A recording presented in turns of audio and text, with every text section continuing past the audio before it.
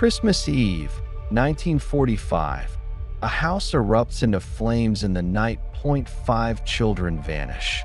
Not a bone, not a drop of blood left behind. No cries for help. No bodies in the ashes. A stranger once said, "This house will burn to purify sin." Years later, a photo arrives, bearing the message, "I'm still alive. They keep me in the dark." Could it be some children were never meant to be buried?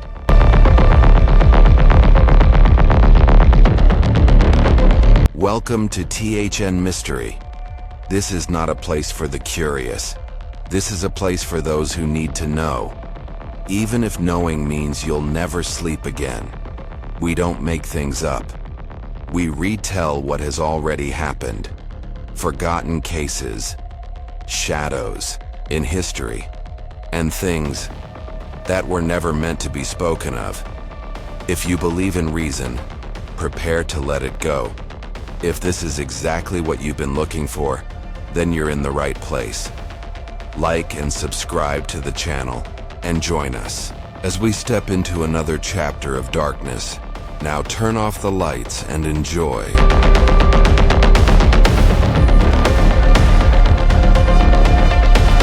Five children who vanished on Christmas night. Part 1. The Burnt House and the Missing Shadows. On Christmas Eve of 1945, Fayetteville, West Virginia lay under a blanket of quiet snow. But in the dead of night, the Sodder family home erupted into flames, engulfing everything within a few hours. Of the 10 Sodder children, 5, Maurice 14, Martha 12, Louis 9, Jenny 8, and Betty 5, vanished without a trace. No bodies were found in the ashes, no blood, no bones, no cries for help, as if they had never existed. George and Jenny Sodder, overwhelmed with grief, refused to believe their children had died. They insisted the fire wasn't just an accident, it was a ritual, a smokescreen for something more horrific. A carefully planned abduction by a shadowy, invisible force. Part 2. Signs from an invisible force. Strange events unfolded before the fire. A mysterious man visited the house, stared at the children, and said, "This house will burn to purify a sin." A utility worker came to check the voltage, but Jenny caught him secretly tampering with the fuse box. The night before the fire, a strange phone call came at 12:45 a.m. A woman's voice laughed maniacally, mixed with the sound of clinking glass and a high-pitched screech, like fingernails on metal. After the fire, they discovered strange footprints around the house, leading into the forest. One of them was the size of a child's. Part 3. Through Flames and Darkness. George Sodder charged into the fire, but the flames seemed to have a will of their own, devouring the staircase to the second floor in minutes. The ladder had vanished. Both trucks wouldn't start. The water barrel was frozen solid, as if someone had poured freezing chemicals into it.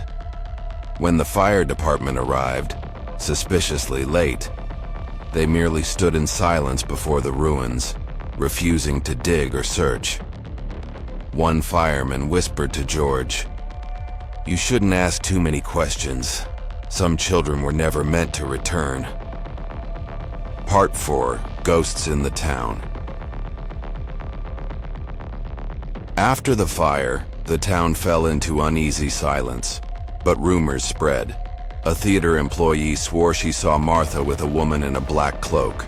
A truck driver reported seeing 5 doll-like children, unblinking, locked in the back of a truck crossing the mountain at dawn. An elderly woman living near the cemetery claimed she heard children laughing and giggling around the Sodder ruins for many nights after the fire. "They don't sleep, they're waiting," she said. the Sodder family sifted through the ashes. Among them, they found something that didn't belong, a charred piece of a human forearm, later confirmed to belong to an adult. Part 5. Clues from Beyond the Grave. Years later, a strange photograph arrived at the Sodder house.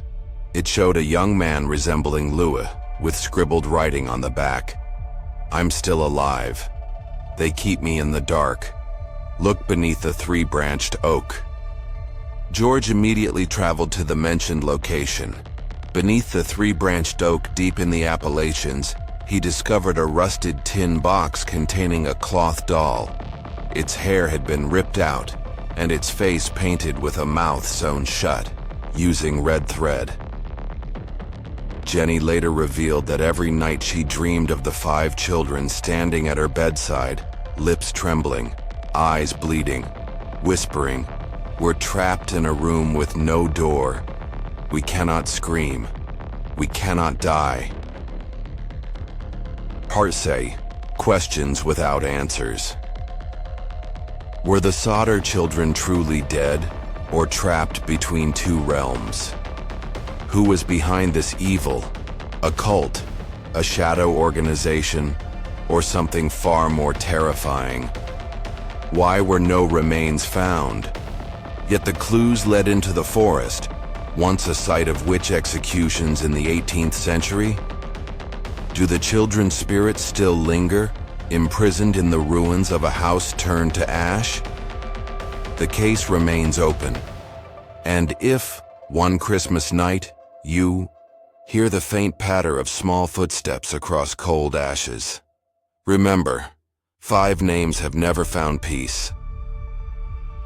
You've just heard a true story, or at least a piece of the truth, but what you just heard might still be happening somewhere out there. This is THN Mystery, where every shadow leaves a trace. Let us know your thoughts on the story, or tell us what you want to hear next. See you again, if you still dare to return.